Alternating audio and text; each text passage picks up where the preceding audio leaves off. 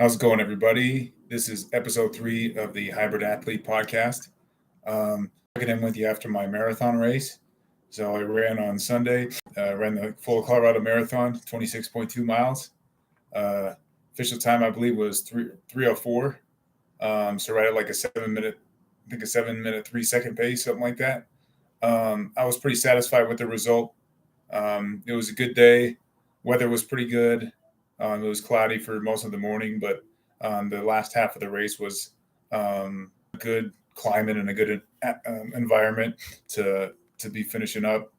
Um, very tired. I was very tired. I was very sore. Um, I hadn't finished a race that sore, I don't think, ever. I definitely pushed myself harder than I as hard as I knew I could on that race. Um, so the the outcome, my goal was to break 3 hours for the Boston Marathon, but obviously I always kind of emphasize having realistic expectations. Um, I'm still kind of heavy, so like this whole season I've been kind of weighing a little bit more than what I want, but that's just kind of a natural consequence of my appetite from lifting weights still and just doing everything that I'm doing. I've learned over the years really how to keep myself well nourished so that I can kind of push myself to the max. So I like gravitating towards that philosophy. And my first thought, especially after this race, is well, if I can just fine tune and kind of enhance and improve, subtly improve my overall output and my performance in this race and into next year, then I can maybe be roughly the same weight next year, but just more kind of a solid, more 182, 183 pound body frame. Improve my running skills by 3, 5, 8%. Weightlifters will tell you that if you put on 3 to 6 pounds of muscle every year, that's good progress, especially when you're not using steroids. The law of diminishing returns does kick in. I beat last year's time by roughly 2 minutes. So I worked fairly hard to get that accomplished. But also retrospectively, I only did 2 hard months of training for the marathon. So you're looking at a 8 week training, basically training program, a mesocycle, if you will, where most experts suggest at least a 6 month training time frame for a marathon. But again, what we're doing here as hybrid athletes, it's not normal. So it's not normal to lift weights 4 days in the week before the marathon, which is what I did in my taper week. It's not necessarily normal to try to weigh over 180 pounds when you're trying to run 26 miles. But again, the goal, I my focus is on being that specialized middleman where I have strength and I walk into the gym and I feel strong and I look strong and I am strong. And then also doing variations of running that are considered top 5% of the field. Mathematically, I was 44th place out of 759 athletes, I believe. So you do the math, that's, sub, I think that's top 6% of the field, something like that. So I'm pretty happy with that. And again, I would argue that I weighed quite a bit more than anyone who finished at that top tier of runners. Um, so one other thing I'll mention about the race, psychologically, I always had I had confidence the whole way that I wasn't going to stop. Several people who I know asked me, "Well, did you stop running when you were doing the marathon?" Some people do. Some people cramp up. Some people have nutritional issues, hydration issues. I've definitely matured as a runner, and I've been able to avoid any of those issues. So for me, there was no hiccup in preparation, sleep, hydration, gels, electrolytes, any of that. It was all smooth sailing. It was all well executed. So I'm happy with how everything turned out in terms of no excuses, prepped well, executed pretty well, and gave damn near 100% effort. So if someone put a gun to my head and said you have to run another mile, you have to run 27 miles, I am not sure whether or not my body would have literally broken down. So very happy with the effort, and that's kind of what weightlifting does for you. Is I was in pain, cardiovascularly, my my system wasn't working. It was working hard, but not as hard as my muscular system was. My legs were in pain after mile 20 or mile 21. So I kind of had to just, grit and grind out the last 5 miles. Then I would argue that heavier runners such as myself, when you start to get fatigued, when you start to hit those longer miles, the body weight you carry plays more of a factor. So I describe the feeling as the first 16 to 20 miles are nice and light and fluid. And then the last 20% of the race is more like you start feeling like you're carrying beanbags in your legs. I just carried more muscle mass, just carrying more weight at a 6'1" body frame. So if I were to weigh 170, 175 pounds and do this race, I think there's a pretty good chance that I qualify for Boston. So that's another thing I have to take into consideration is I don't want to lose. I want to maintain as much strength as I can, but also just get lean and shredded and as solid as I can. And I'll post some photos on my social media channels too, and some of my streams, my stream shares. I'm pretty happy with how I look physically. So you'll see kind of the process of me, especially since March. I've lost about 5 or 6 pounds since March as I kind of lean out. I keep a pretty muscular frame though. And I'll probably keep that through the summer, to be honest, even if I do more obstacle races, maybe another marathon or half marathon after July when I go with Zach to Estes Park. So I think becoming more efficient as the hybrid athlete is the direction that I'm headed in. And I'm really happy with like how I feel, how my body's responding to recovery. One thing I'll mention too, in terms of the training and before I get into plans for this next month and into Boulder is I recovered pretty well after Sunday, even though when I woke up on Monday morning, I was sore, lower extremities were sore. But I hit the weights. I did a bike, like a recovery bike for a 20-minute bike. And then I did a back workout with arms. So I still got good hypertrophy training in. And resistance training, I'm going to keep doing that for 4 days a week all the way through. That's the intention, is all the way through Boulder and on June 10th. So that's not normal. If you Google search, for example, how long does it take to recover from a marathon? I think it says at least 1 week of doing nothing and probably several weeks for the regular person. But again, not a regular person. So I'm trying to kind of utilize and take advantage of my recovery benefit and my recovery capabilities to keep pushing every week until I hit this Boulder Ironman. Because again, you flip it over and a lot of people train at least half a year to do an Ironman. I'm going to be strictly swim, bike, run directed towards this event for 4 weeks. But again, you stack that on top of marathon training, cardiovascular wise, I'm in plenty of good shape to run 13 miles. But now the equation becomes 56 miles on a bike ride into a 13-mile run. I'll start prefacing some of my race history and stuff and some of my what's internally what my mental conversations are starting today and into the next couple of weeks. The first thing I'll say is last year I did not complete the entire run as a whole. I stopped after 6 miles and I was hitting aid stations, taking in fluids, walk, run, burning out. It took me like over 2 hours just to do the half marathon. So if I cut that down to 140, 145-minute run, which is solid for getting off a bike for 56 miles, then that will translate into like a 5 hour 15, 5 hour, 20-minute Ironman, which I would be very proud of. So I'm definitely going to state my goal, and I'll post some shorts and stuff and some tracking and some documentation even in my channels and on my social media about what I expect exactly to my time to be for the Ironman, for Boulder Ironman. And the top 10% of the field would probably be around that time frame. Definitely close to like 5 hours flat, maybe 5:10, 5:20. So I think that's a solid, strong goal to set. That is kind of synonymous to the goal of qualifying for Boston, running a sub 3 hour marathon. I'm definitely capable of doing it, but will I do it? It's probably not likely, but it's definitely probable. And again, I'm going to focus and I'll be tracking day to day, week to week, and I'll be posting on how the prep and how the taper week's going to go. Last year I took 2 full days off. This year I'm considering taking 3 full days off. So June 7th would be my last day, a very light day. Or yeah, June 6th. So that would be like a swim run, workout, something like that with no weights. And then I go into 3 straight days of just 7, 8, 9 nothing, and then race on the 10th.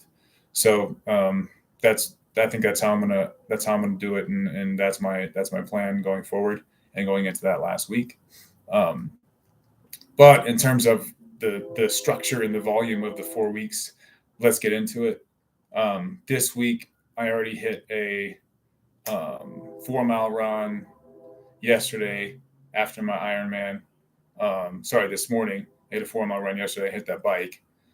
So I'm already back onto cardio, some lighter cardio, lower volume, just to keep the blood flowing and keep the muscles moving and the recovery active. I'm still hitting weights 4 days a week now. And then when I hit my peak week of training where I do like 2 very long workouts, like 2 5-hour workouts, that's when I'm going to go to maybe just 3 days of weights and maybe take a full day off, and just do like a cardio day in between. So the day would look like a Monday weight session with light cardio, and then Tuesday I hit like a peak training day, Wednesday weights, Thursday cardio only, Friday light cardio, kind of a light prep for a Saturday peak volume training. So in terms of sheer volume, my peak training week for the volume for this marathon was 55 to 57 miles running, about 25 to 30 miles biking, and a mile to a mile and a half of swimming. So now you're looking at basically maintaining those running numbers, just spreading them out more. So I might not do a 20-mile run like I did in my peak marathon training, but I'm still going to hit maybe a 17-mile run, and then 2 11-mile runs, and maybe a 6-mile run with a couple of 5Ks. So I'm still going to be running 5 days a week. I'm going to be biking at least 3 to 4 days a week, whether it's on the machine or outside. I usually like to hit at least one long bike ride outside just to get used to kind of the air outside, the gear shift, all that stuff, kind of mimicking, simulating, navigating traffic, drifting and stuff, avoiding racers, avoiding accidents, riding us to the highway. So biking can be a nerve-wracking experience if you're not used and well versed in kind of how to navigate traffic. There's people that get injured and actually lose their lives on a bicycle, riding next to highways. So when I hit the Boulder bike stretch, this Ironman, I am 100% focused on that stretch of riding straight, not getting close to anyone, just getting through the distance and getting out of the way and getting onto the other side road. So that's kind of the only part of the race that I'm not super excited about. Is just kind of hitting that stretch of highway where everyone's kind of lined up single file, or you can maybe have 3 feet to pass someone. I never try to pass anyone. I just let people pass me if they want, but I just focus on a straight ride, get it done. It's about a 5-8 mile stretch, right along the mountainside, right along the foothills, which is actually a beautiful ride. But that's kind of the only part that it's not what I'm unsure about. It's just what I'm not really excited about, what I'm going to be conscientious of and kind of a little bit anxious of, going into the race. Last year, my big psychological issue was the swim. My first swim, I kind of had a panic attack. So I think the big thing to focus on in swimming is to get a hold of your breath and understand that breathing in water and interacting with water is not interacting with the surface of the earth, and that your ability to move smoothly and just get into a meditative breathing state allows you to accomplish that distance relatively easy. I did the swim last year in like 40 minutes and 40 seconds, I believe. So my goal this year is to do a sub 38-minute swim, which should be pretty easy because it's going to be the second time that I've ever done that distance. So I kind of have a steep learning curve and a steep performance curve with the swim. Obviously, the run, I've been running a lot. So just maintaining that through June is going to be my goal. I'll keep doing 17 milers just to overdo the run and make sure that when I get off the bike somewhat fatigued, that I have like a nice internal confidence. And as long as nutrition's good, then I'll be able to, kind of grind out that 13-mile run. And that's kind of the equilibrium there is, how much better than last year can I do in the run? If I run straight 13 miles, I'm going to break my time by 45 minutes because I was literally walking 2/3 of the distance on those last 6 miles. And if your mile walk pace is 10 minutes a mile, that's an extra 40 minutes right there. Well, probably 30 minutes. So I'm considering all factors in terms of how to train and how to design my brick workouts so that I crush the bike, but it's not like it takes it all out of me. One thing I did not do last year, and I'll provide more details this next week coming up when I really have a firm understanding of how I want to do the bike ride sessions. But one thing I did not do was I never rode the 56-mile distance. I kind of treated it like the marathon. I never really run. I do a 21-mile run in marathon prep. That's the peak. But I did the same thing with the bike for the Boulder Ironman. My longest bike ride was like 47 miles, 46, 47 miles. So my intention is to do like a long 4 hour, 3.5 hour ride that's like 70 miles plus, just burn out, max effort. That's the only thing I do in the day. And then see how that goes so that I can kind of build some longevity on the bike and I can really gain some confidence in my ability to cover that distance. So I specifically remember the last 6 miles on the bike last year. I was kind of like, oh man, I can't wait to get off this bike. And my legs are hurting. They feel heavy and I just don't feel like running. I feel like I can start running, but there was a big question mark, like how long can I run after I get off a 56-mile bike in 97-degree weather? The answer was roughly 6 miles. And the answer was after 6 miles, how long does it take me to run 6 more miles? The answer to that question is also a long time, like an hour and 30 minutes just to run 6 miles. Just because I was fatigued, I was broken down. I didn't have the recovery planned out. And I think my ability to tolerate pain has increased over the last year. And this is kind of the I guess kind of sadistic side of doing these races, and it's part of it. I mean, you're going to suffer when you do these races, but obviously so many people do it for the feeling of accomplishment and for like the great journey, the path along the way. So all my training sessions were more enjoyable than the race day. But again, the whole reason you do these training sessions is to execute on race day. So there's no getting around it. I'm going to be legitimately suffering for at least an hour on that day. And in the marathon, I was suffering for about 40 to 45 minutes. But that long duration, that 40-minute duration of every step you're in pain, that's going to pay dividends in the Ironman, because I definitely dealt with that this year for the marathon. And now I can transfer that pain tolerance and that ability to manage my nutrition through those difficult stretches into a bolder, better time and build some confidence for the upcoming goals that I have for 2024. It's a little bit early to share my goals for 2024, but hopefully I can kind of have a good season, have a good networking season where I kind of meet some more people through different companies in Colorado and get some more subscribers and kind of build a little bit more of a following than just a small handful of people. So when that time comes, I'll be definitely sharing more about what I want to do in 2024 in terms of, maybe a 100-mile race, maybe a couple more marathons, maybe a full Ironman. So things along those lines. But for now, I think that's enough just to share the Boulder Ironman plans. That's my primary focus for the next 30 days. Nothing else matters in terms of fitness. Weightlifting takes a back seat. I had a heavy weightlifting session today just because I'm still recovering from my marathon. But going forward, when I hit Mondays, Tuesdays, Wednesdays, I just kind of treat those as my heavy swim, bike, run days, maybe do an intermediate weight day, Thursday, Friday, just to get ready for Saturday. But definitely 2 strong, heavy brick sessions every week now going forward. If I can get to a point, I'll drop this one number before I go. If I can get to a point where I can execute 3/4 of the race with relative ease and similar race time, meaning like if I do like a 10-mile run with the 40-mile bike and a 1-mile swim, and I feel like I can execute it pretty well, it's a tough day. But if I could execute that in a reasonable time and still have, something left in the tank where it doesn't feel like a race day, then I know that I can kind of take that taper week, build kind of a strong recovery, and execute this 70-mile race better than I did last year. So I expect my margin of improvement to be more for the Boulder Ironman than the marathon, because this was my 3rd full marathon, and this Ironman is going to be only my 2nd half distance Ironman. So that's kind of where I'm at. Mentally, I feel great.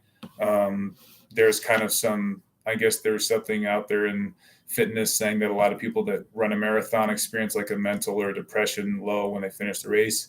I absolutely don't feel that. I think part of the reason is because I'm so involved in other aspects of fitness. Like, I mean, I box, I lift weights. I've already been running and biking and swimming before this marathon. So it's not like it's not my end all be all event for the year. So I think that's important just in life overall, is to have a nice kind of, diversification of things you enjoy to do and things that are important to you.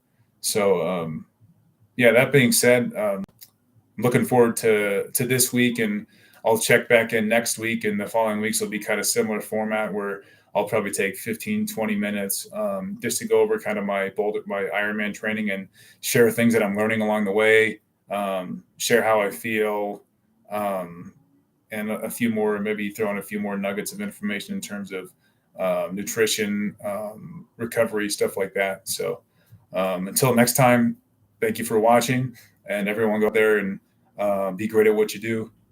Take care of your business, take care of your families, and have a good day. Thank you.